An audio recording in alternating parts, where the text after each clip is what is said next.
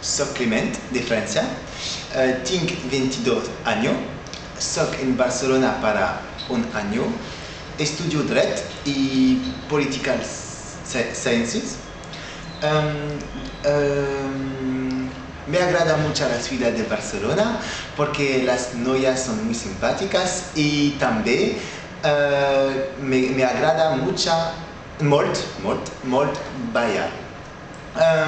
Me agrada estudiar catalán. ¿Por qué? Porque catalán es importante para integrar la ciudad de Barcelona y para hablar con la gente de aquí. Por ejemplo, cuando yo caminando en las carreras, yo come unas tapas y yo hablar catalán con la gente, es mejor.